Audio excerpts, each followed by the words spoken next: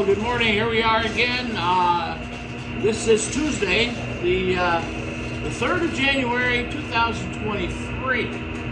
I just completed the first weekly report of the year. Got it sent out, got it filed, got it ready to go. Done. I did some changing of the oil pads while I was waiting for the computer to get caught up. Around the Falk gearbox. I change those probably quarterly anyways. Because of the low speed leak on the input shaft, when the unit's not running full speed or near full speed, it has a slight drip. Not a major ordeal, not something we need to shut down to fix. It's one of those things we keep in the back of our minds so that when we have to dewater and do a bigger project, we can throw a new seal onto that and be done. It takes 122 gallons of oil to fill the gearbox up, so it's not something we want to shut it off, drain it, and change it out. There's just too much oil in the thing.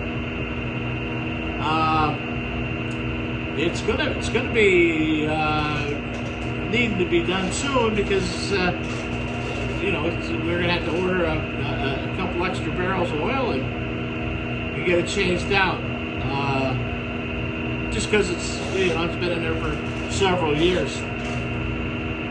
I think I changed it. Well, I changed it in 2005 or 2015. Not 5.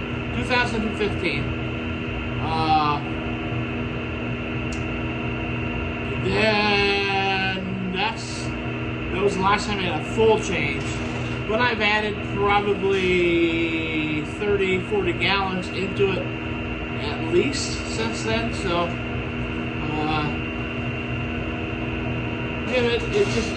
it's oil. It wears, it leaks. It does the thing.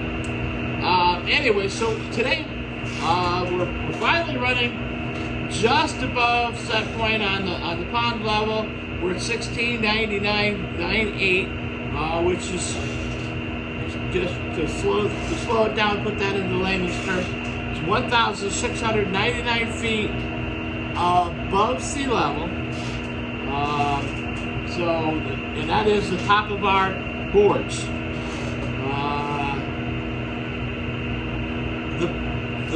The powerhouse itself is set at about 1,650 feet, so above sea level. So there is the drop.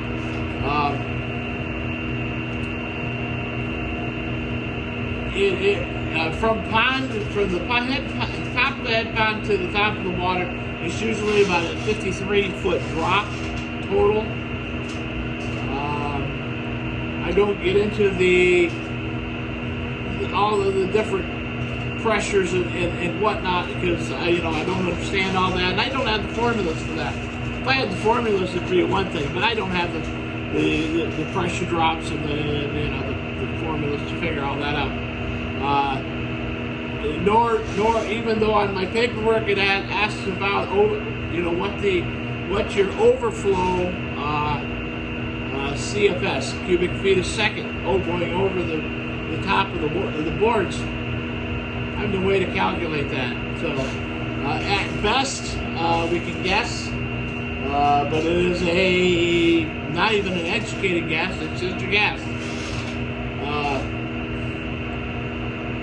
Because it's not just cubic feet and square it, and it's not the size and the width and the depth.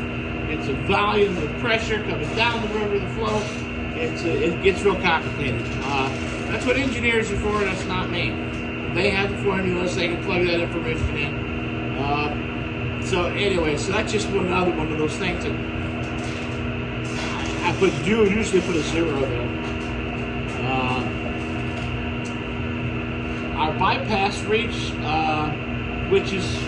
bypass reach is everything that does not come into the power dam. So if it's coming down the penstock, the 6-foot penstock into the building. That's great. Whatever's left is going over the waterfalls down the river until it meets the tail race. That's the bypass. So that's the entire bypass reach. That is about 630 feet or something like that. But anyways, we know what that is. We have a hole specifically cut into the low-level drain on the side of the intake that always flows 10 CFS. So we've got that. We know what that is. Well, now with the new licensing, we're required to do different levels at different times. We can calculate that more simply because we know what the height is, we know what the volume of water coming in. We can raise and lower the 4-foot gate and put more water out, more water in. Usually, if I go an inch, I got plenty of water. We never consider the water that gets leaked through the boards, because the flashboards are boards. They just set on top of each other in the pins. One day they'll leak here, next day they'll leak there. The leaks get sealed up by seaweed or reeds or whatever's come down the river. Whatever grasses can get in there and clog it, it'll move. Then again, spring comes along, things move again. Those open up, and so it's a continual changing number. We strive to meet the minimum requirement. If we are supposed to let 20 CFS go down that, we calculate the best of our ability what that 20 CFS is and leave it at that. There are times that we are close. That we've actually had to, this summer I've actually had to de-water the plant so we get more water to go down through. That's a very rare occasion, but this year it seems to be the rarity of the rares. So, anyways, going back to where we're at, we're running at 702 kilowatts, so we're doing really good. Both units are running on the level control, meaning that the computer is maintaining the pond level, and the computer does the best job it can because it's not quick, it's really slow and gentle. And so it may only go to. You might run at 704, and that's where our top is going to be. There's a preset level for our wickets that we don't want to run over that. So there's a limit in there, and the limit number can be changed. And then as things get clogged up, things start to slow down. You get little garbage on the racks. Things like that happen.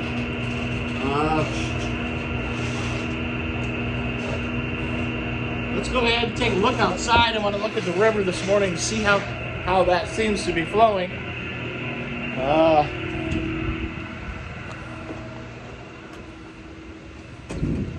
I did an extensive cleaning, and I did not put that video out yet, so I'll get that out today. I did a heavy cleaning on the river, or on the racks yesterday morning.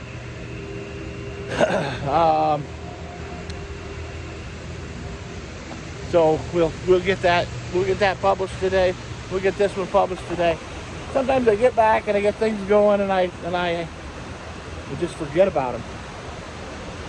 But you can see the melt that we've got.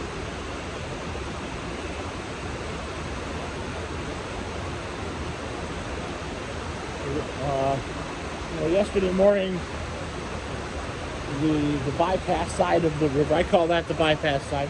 The bypass was was just barely, you could just see a little bit of water coming out of it. But now it's more exposed. This section right in here is where the thruster block sits. This building sits on top of the thruster block. So the thruster block sits here, and then we go around. So we're going basically where the ice melt is right here. This area in here is where the water's flowing into the powerhouse itself. The little unit enters the building about here, underground. And the main unit goes into this area here. Believe it or not, this is the original part of the building, and this was the front door.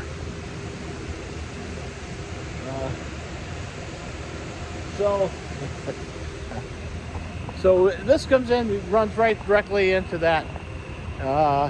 It breaks off into two here. It reduces down in size to increase the pressure going in. You can hear the chickens out there growing away. They had a little bit of macaroni and cheese this morning left over. They've been really doing good here in the last week. The laying has been up again, so we're 5 to 6 eggs a day again, which is great. We were talking about the meat chickens, and I think we're going to hold off for a little bit for meat chickens this year. Last year I did 3 batches of 25. Sold some of that. I got a freezer full of chicken. But you know, some of it I gave away. Some of it I've just you know, we've been eating, and some sold, but not many. So the egg production does pay for that. So it's really not a loss. And I can keep a freezer full of at least chicken.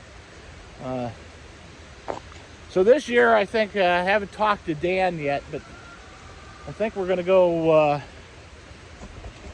maybe do 2 batches of 25 this year. That'll give us 50 birds for the year in the freezer. But with him being the meat manager at the local grocery store, does all the butchering and meat cutting. They don't butcher anything anymore. Nobody does. But he gets a pretty good feel on what's happening. He has market forecasts for, you know, the coming months, and you know, if every indicator is correct at this time, we'll probably have to do, you know, 2 or 3 batches of 25 birds, I would think. Possibly 4. Simply because the economic indicators are leaning towards a spike in pricing for birds, for chicken, basically. Everything's going up. You know, I told you the other day, our egg prices here they're over $7 for a dozen eggs. You know, geez, you know, we talked. My brother-in-law, when they first came back from Alaska, that was one of the things he said. Yeah, the food, a dozen eggs was $7. Well, here we are. Well, 20 years later, but price of eggs is $7. I can't even imagine. He said, yeah, that back in, you know, milk was $6 a gallon. Well, milk is $6 a gallon now. So we were talking the other day, him and I, and he said, "Yeah, you're right." He said, "It's just like we're back in Alaska, but 20 years later." You can't imagine what the pricing is up there. Although I did see a video, I watched the people that are up there, and they were at the gas station. They were paying the same price we are for their gas. So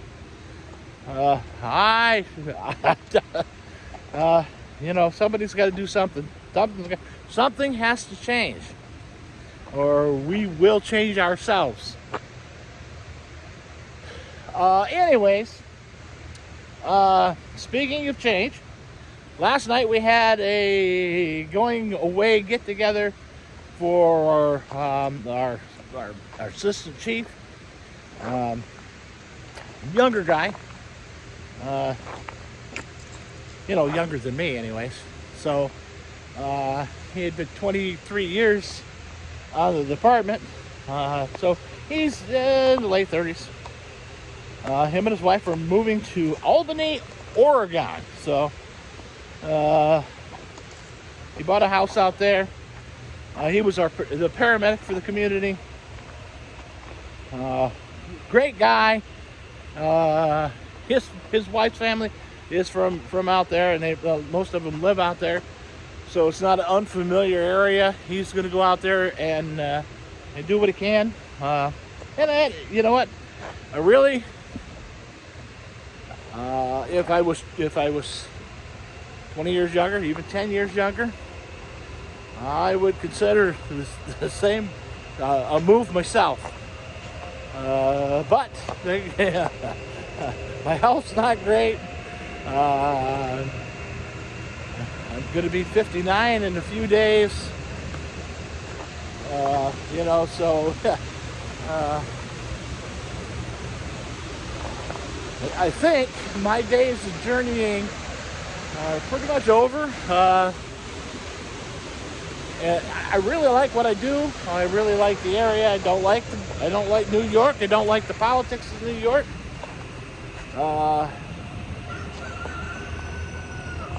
This state is always considered a blue state, but if you look at it, 49 of the counties voted straight Republican, and 13 voted Democratic.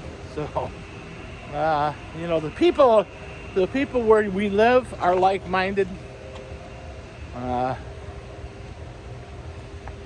We try to do the best we can with what we've got to work with. But some of the stupid things that the state does is just beyond me. They made a big deal out of. We passed a law in New York. They signed it on the 31st of December. It was a first in the nation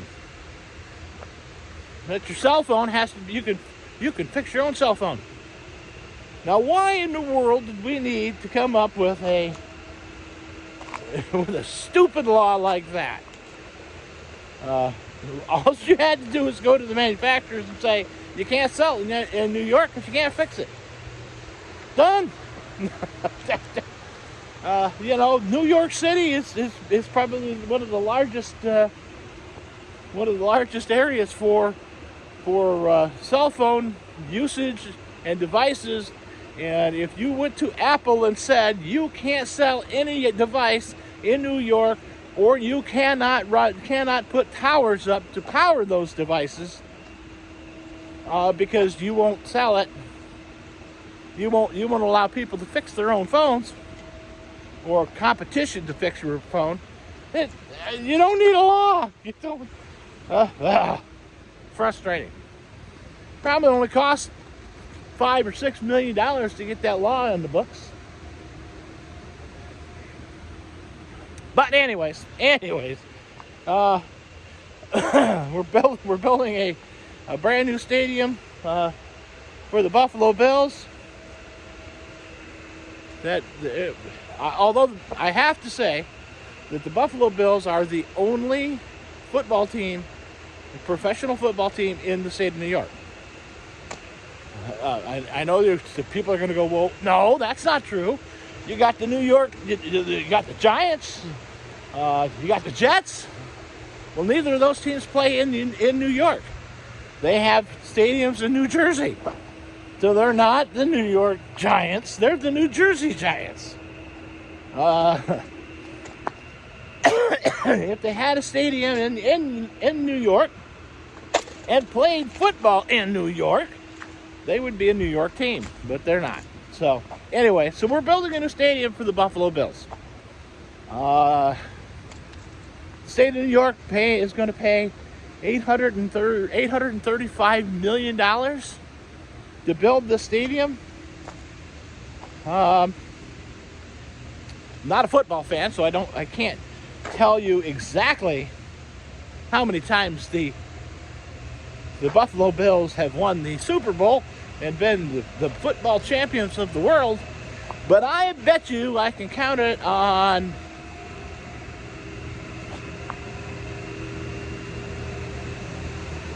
one hand, probably without even raising a finger.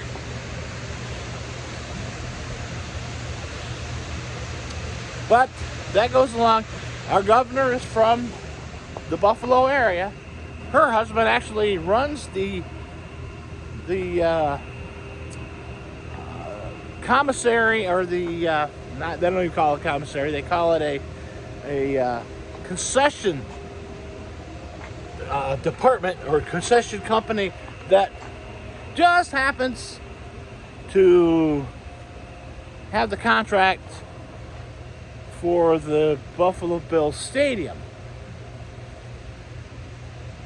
With the increased capacity that they're going to do in the stadium, they look to make an additional, $5-6 million a year. Don't know if there's any corrupt politics in there, but sure sounds like it. But I can't fix it. Anyways, so backing up again. Back to Mike. Mike's a great guy, and I asked him last night if he was going to be joining the fire departments out there. He didn't know. So, which is that's pretty typical. We get to the point where we go, I'm tired. I just don't want to do it anymore. Or, I don't know if I want to start again. I go through it, and it's difficult. Because state to state licensing, like if you use a paramedic here in New York, which is probably one of the toughest spots to get a paramedic license, but it won't transfer to Oregon. It does transfer to some states, but does not transfer at all. I think what they need to do is to get that kind of training, like our New York State firefighter training. The basic training, the basic firefighting is a 95-hour course. So you take a 95-hour course to be considered a basic firefighter. Now, to be an engineer, pump operator, driver, those are all separate classes that you have to take. And they're, at least 12 hours apiece. So I am a basic exterior firefighter in the state of New York, certified, licensed. I am a pump operator certified, licensed in the state of New York for firefighting. I also am a certified emergency vehicle driver in the state of New York.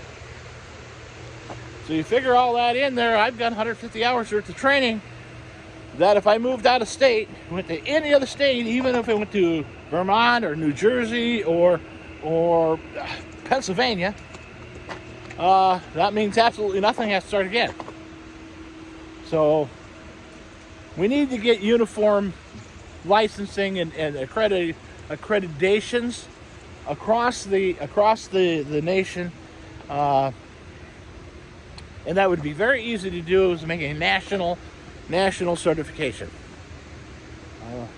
and that's really what's got to happen, because people don't want to spend the time to do all this other crap, to redo it. Anyways, so Mike is heading regressing again. Mike is heading to Albany, Oregon today. He's probably on the road by now. Him and his wife and his 2 dogs and their cat. We wish him the best of luck. We had just got there. We had a little get together. Started at 4. I walked in, and I keep as you know, I keep my pager on open channel, so I hear what everybody's doing, because I'm a emergency operation driver. So they're calling for water trucks, or they've got a fire. I need to be I want to be aware of that, so that I could be like, I need to set this down, I need to turn this valve here, and just in case, and get you water in case I've got to go. So anyways, we're standing there in the group, and everybody's chit-chatting, and I hear them call us on the radio, and they always start out by saying, "Attention speculator and Lake Pleasant Fire, stand by for a call." So I heard that, and I said, "Hey, we're getting a call." And nobody heard me. They just kind of went, huh? And then I said it louder. I said, "Hey, we've got a call." And everybody's pager went off. So we were all up to Oak Mountain. The place cleared out. We were all out in the parking lot before the dispatcher could even tell us what it was. And it turned out that it was Lake Pleasant had a house that had to have a pump out, the basement pump out. So they only needed our small mini pumper to go, because on that we keep a couple pumps. So so 2 guys went, everybody else went back inside. We spent the next couple hours in there with them. Enjoyed the send-off, enjoyed the company, gave him some recognition for the years of service that he did, and wished him the best.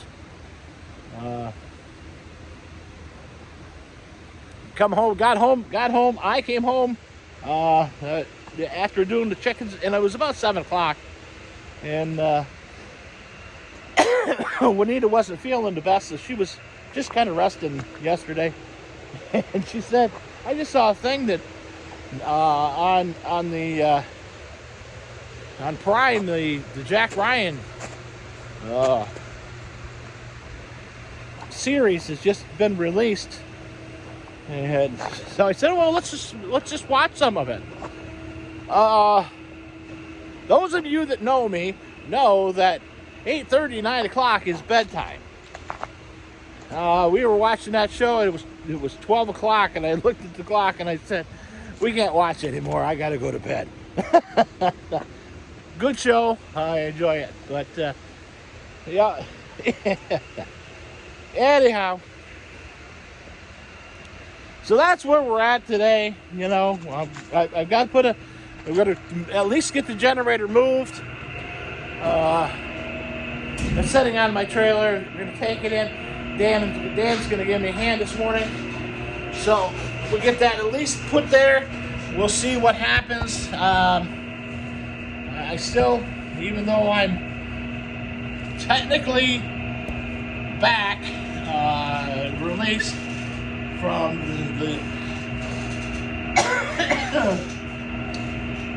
the procedure end of it, and back to doing I can lift more than 10 pounds now. I've got to keep reminding myself that I still have some pretty severe health issues, and and I need to take care of myself. So I got to keep reminding myself not to do overdo stuff. So we'll just play it by ear and see how it goes. Anyways, that's all that I've got for today. It's kind of long. Hopefully you guys have a great day and keep the sun shining on you and stay warm. I'll talk to you later.